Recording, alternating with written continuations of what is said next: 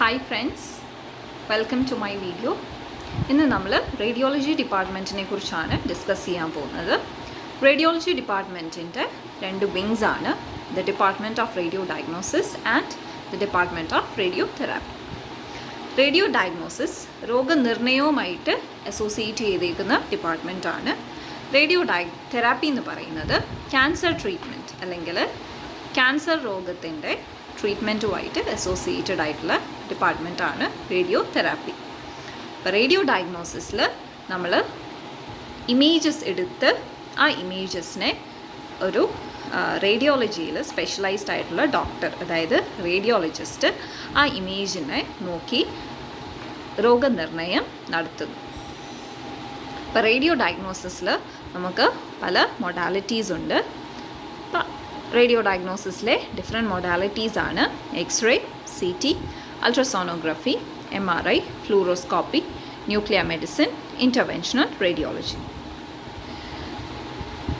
അപ്പോൾ റേഡിയോ ഡയഗ്നോസിസിലെ ഏറ്റവും ഇമ്പോർട്ടൻ്റ് ആയിട്ടുള്ള ഒരു ഡിപ്പാർട്ട്മെൻറ്റാണ് എക്സ്റേ ഡിപ്പാർട്ട്മെൻറ്റ്. അപ്പോൾ നമുക്ക് എല്ലാവർക്കും അറിയാം, എക്സ്റേ എന്ന് പറയുന്നത് എന്താണ്?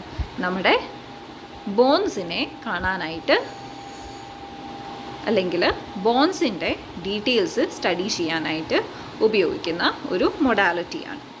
അപ്പോൾ നമ്മൾ വീണ് ഒന്ന് കൈ ഒടിഞ്ഞു, കാലൊടിഞ്ഞു, അങ്ങനെ അല്ലെങ്കിൽ എന്തെങ്കിലും ഇഞ്ചുറീസ് പറ്റി അങ്ങനെ നമ്മൾ പോയി ഒരു എക്സ്റേ എടുത്ത് നോക്കും, എന്തെങ്കിലും പൊട്ടലോ ഫ്രാക്ചേഴ്സോ എന്തെങ്കിലും ഉണ്ടോ അല്ലേ.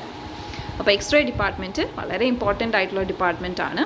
ഏതൊരു സർജറി പെർഫോം ചെയ്യുന്നതിന് മുമ്പും നിർബന്ധമായിട്ടും ഒരു ചെസ്റ്റ് എക്സ്റേ നമ്മൾ എടുത്തിരിക്കും. ഓക്കെ, അപ്പോൾ എക്സ്റേ ഡിപ്പാർട്ട്മെൻറ്റ് എന്ന് പറയുന്നത് it's A very important department. നമ്മുടെ ഒരു ഹോസ്പിറ്റൽ സെറ്റിങ്ങിൽ ഒരു വളരെ അധികം പ്രാധാന്യം വഹിക്കുന്ന ഒരു ഡിപ്പാർട്ട്മെൻറ്റാണ് എക്സ്റേ ഡിപ്പാർട്ട്മെൻറ്റ്. ഇനി വരുന്നതാണ് CT സ്കാൻ അല്ലേ. നമ്മളെല്ലാവരും കേട്ടിട്ടുണ്ടാവും CT സ്കാൻ. അപ്പോൾ എന്താണ് CT സ്കാൻ? ഇപ്പോൾ എക്സ്റേയിലും CT സ്കാനിലും നമ്മൾ എക്സ്റേസ് എന്ന് പറയുന്ന റേഡിയേഷൻസ് ആണ് ഉപയോഗിക്കുന്നത്. അപ്പോൾ എക്സ്റേ എന്ന് പറയുന്ന റേഡിയേഷൻ ഉപയോഗിച്ചാണ് നമ്മൾ എക്സ്റേയിലും CTയിലും ഇമേജസ് പ്രൊഡ്യൂസ് ചെയ്യുന്നത്. അപ്പോൾ ഇതിൻ്റെ ഒരു വ്യത്യാസം എന്താണെന്ന് ചോദിച്ചു കഴിഞ്ഞാൽ, എക്സ്റേയിൽ നമുക്കൊരു 2 ഡയമെൻഷണൽ ഇമേജ് ആയിരിക്കും കിട്ടുക, CTയിൽ നമുക്ക് ക്രോസ് സെക്ഷണൽ ഇമേജസ് ആണ് കിട്ടുന്നത്. എന്ന് പറഞ്ഞാൽ നമ്മൾ ഒരു ആപ്പിളിൻ്റെ അല്ലെങ്കിൽ നമുക്കൊരു എക്സാമ്പിൾ വെച്ചിട്ട് നമുക്ക് കുറച്ചുകൂടെ മനസ്സിലാക്കാം. Let's take the example of an apple. Okay, നമ്മളൊരു ആപ്പിളിൻ്റെ ഇമേജ് എടുക്കുവാണ്. ഓക്കെ, അപ്പോൾ ഇതിൻ്റെ ഉള്ളിൽ സീഡ്സ് ഉണ്ട്. നമ്മൾ ആപ്പിളിൻ്റെ ഒരു എക്സ്റേ ഇമേജ് എടുക്കുവാണെങ്കിൽ ഒരു സിംഗിൾ 2 ഡയമെൻഷണൽ ഇമേജ് ആയിരിക്കും നമുക്ക് കിട്ടുന്നത്. ഉള്ളിലെ സീഡ്സും സ്ട്രക്ചേഴ്സും ഒക്കെ നമുക്ക് കാണാൻ പറ്റും. ഇനിയും CTയിൽ എന്താണ് ചെയ്യുന്നത്? നമ്മൾ ഈ ആപ്പിളിനെ പല സെക്ഷൻസ് ആയിട്ട് കട്ട് ചെയ്യുന്നു, സ്ലൈസ് ആക്കുന്നു. ഓക്കെ, ആപ്പിളിനെ നമ്മൾ സ്ലൈസ് ചെയ്തിട്ട് ഓരോ സ്ലൈസും എടുത്ത് ഫോട്ടോ എടുക്കുന്നു, അല്ലെങ്കിൽ ഓരോ സ്ലൈസിൻ്റെ ഇമേജ് എടുക്കുന്നു. സോ അങ്ങനെയായിരിക്കും നമുക്ക് CTയിൽ കിട്ടുന്ന ഇമേജ്. ഓക്കെ, അപ്പോൾ എക്സ്റേയിൽ നമുക്കൊരു സിംഗിൾ 2 ഡയമെൻഷണൽ ഇമേജാണ് കിട്ടുന്നത്. CTയിൽ നമുക്ക് മൾട്ടിപ്പിൾ സ്ലൈസ് അല്ലെങ്കിൽ ക്രോസ് സെക്ഷണൽ ഇമേജസ് ആയിരിക്കും കിട്ടുന്നത്. MRIയിലും ഇതേ രീതിയിലാണ് നമുക്ക് ഇമേജ് കിട്ടുന്നത്. വ്യത്യാസം എന്ന് പറയുന്നത് CTയിൽ എക്സ്റേ ഉപയോഗിക്കുന്നു, MRI കാന്തിക ശക്തി ഉപയോഗിച്ച് ചെയ്യുന്ന ഒരു സ്കാനാണ് MRI സ്കാൻ. ഇനി മൂന്നാമത്തെ ഒരു സ്കാനാണ് അൾട്രാസോണോഗ്രഫി, അല്ലെങ്കിൽ ജനറലി നമ്മൾ USG എന്ന് പറയും, USG അല്ലെങ്കിൽ അൾട്രാസൗണ്ട് സ്കാൻ. അപ്പോൾ എന്താണ് അൾട്രാസൗണ്ട് സ്കാൻ? അപ്പോൾ ഇവിടെ നമ്മൾ ഹൈ ഫ്രീക്വൻസി സൗണ്ട് വേവ്സ് ഉപയോഗിച്ച് ചെയ്യുന്ന ഒരു സ്കാനാണ് അൾട്രാസോണോഗ്രഫി സ്കാൻ. ഈ അൾട്രാസോണോഗ്രഫി സ്കാനാണ് നമ്മൾ ഗർഭിണികളിലും കുട്ടികളിലും ഏറ്റവും കോമൺ ആയിട്ട് ചെയ്യുന്ന സ്കാൻ. ഗർഭിണികളുടെ എല്ലാ അതായത് റുട്ടീൻ ചെക്കപ്പ് ചെയ്യുന്നത് നമ്മൾ അൾട്രാസോണോഗ്രഫി അല്ലെങ്കിൽ USG സ്കാൻ ഉപയോഗിച്ചിട്ടാണ്. അപ്പോൾ ഇവിടെ റേഡിയേഷൻസ് ഇല്ലാത്തതുകൊണ്ട് പ്രഗ്നൻ്റ് ആയിട്ടുള്ളവർക്കും പീഡിയാട്രിക് പേഷ്യൻസ് കുഞ്ഞു കുട്ടികളിലുമൊക്കെ ഈ സ്കാൻ സേഫാണ്. അതുപോലെ തന്നെ നമ്മുടെ വയറുമായിട്ട് അസോസിയേറ്റ് ചെയ്തേക്കുന്ന ഡിസീസ് രോഗങ്ങൾ നിർണ്ണയിക്കാനും അൾട്രാസോണോഗ്രഫി വളരെ ഹെൽപ്ഫുള്ളാണ്. കൂടുതലും ആൾക്കാർക്ക് വയറുവേദന അല്ലെങ്കിൽ അപ്പൻഡിസൈറ്റിസ് ഇതെല്ലാം ഡയഗ്നോസ് ചെയ്യുന്നത് അൾട്രാസോണോഗ്രഫി ഉപയോഗിച്ചിട്ടാണ്. നമുക്ക് CTയിലും ഒക്കെ ഇത് ഡയഗ്നോസ് ചെയ്യാം, പക്ഷേ നമ്മൾ ഏറ്റവും ആദ്യം ചെയ്യുന്നത് അൾട്രാസോണോഗ്രഫിയാണ്. കാരണം അൾട്രാസോണോഗ്രഫി റേഡിയേഷൻ ഇല്ല, അതുപോലെ തന്നെ കുറേ കൂടെ കോസ്റ്റ് എഫക്റ്റീവാണ്. CTനെക്കാട്ടിലും ചീപ്പായിട്ടുള്ള സ്കാനിങ് പ്രൊസീജിയറാണ് അൾട്രാസോണോഗ്രഫി. Next MRI. MRI എന്ന് പറയുമ്പം കാന്തിക ശക്തി ഉപയോഗിച്ച്, കാന്തം ഉപയോഗിച്ച് ചെയ്യുന്ന ഒരു സ്കാനിങ് മൊഡാലിറ്റിയാണ് MRI. അടുത്തതാണ് ഫ്ലൂറോസ്കോപ്പി. ഫ്ലൂറോസ്കോപ്പിയിൽ നമുക്ക് റിയൽ ടൈം ഇമേജ് ഒബ്റ്റെയിൻ ചെയ്യാനായിട്ട് ഉപയോഗിക്കുന്ന ഒരു മൊഡാലിറ്റിയാണ് ഫ്ലൂറോസ്കോപ്പി. ഓക്കെ, അപ്പോൾ ഈ fluoroscopy barium meal, barium enema, enteroclysis, HSG പോലുള്ള പ്രൊസീജിയർ ചെയ്യാനായിട്ടാണ് ഫ്ലൂറോസ്കോപ്പി നമ്മൾ യൂസ് ചെയ്യുന്നത്. അതായത് നമ്മുടെ എലിമെൻ്ററി കനാൽ, നമ്മുടെ ഫുഡ് പൈപ്പ്, സ്റ്റൊമക്ക്, നമ്മുടെ വൻകുടൽ, സ്മോൾ ഇൻറ്റസ്റ്റൈൻ, ലാർജ് ഇൻറ്റസ്റ്റൈൻ, ഇതെല്ലാം സ്റ്റഡി ചെയ്യാനായിട്ട് ചെയ്യുന്ന പ്രൊസീജിയേഴ്സാണ് ബേരിയം മീൽ, ബേരിയം എനിമ. ഇങ്ങനെയുള്ള പ്രൊസീജിയേഴ്സ് ചെയ്യാനായിട്ട് ഉപയോഗിക്കുന്ന മൊഡാലിറ്റിയാണ് ഫ്ലൂറോസ്കോപ്പി. ഇവിടെയും എക്സ്റേസ് തന്നെയാണ് ഉപയോഗിക്കുന്നത്. ഇവിടുത്തെ ഒരു വ്യത്യാസം എന്ന് പറയുന്നത് നമുക്ക് റിയൽ ടൈം മൂവിങ് ഇമേജസ് കിട്ടും. അതായത് ഫ്ലൂറോസ്കോപ്പിയിൽ നമ്മൾ കൂടുതലും പേഷ്യൻസിന് വിഴുങ്ങാനായിട്ട് കോൺട്രാസ്റ്റ് മീഡിയാസ് കൊടുക്കും. അപ്പം അവർ ആ മെഡിസിൻ അല്ലെങ്കിൽ ആ കോൺട്രാസ്റ്റ് മീഡിയ സ്വാലോ ചെയ്യുന്നതും ഒക്കെ നമുക്ക് റിയൽ ടൈം ആയിട്ട് ഫ്ലൂറോസ്കോപ്പിയിൽ നമുക്ക് ഇമേജസ് കാണാൻ പറ്റും.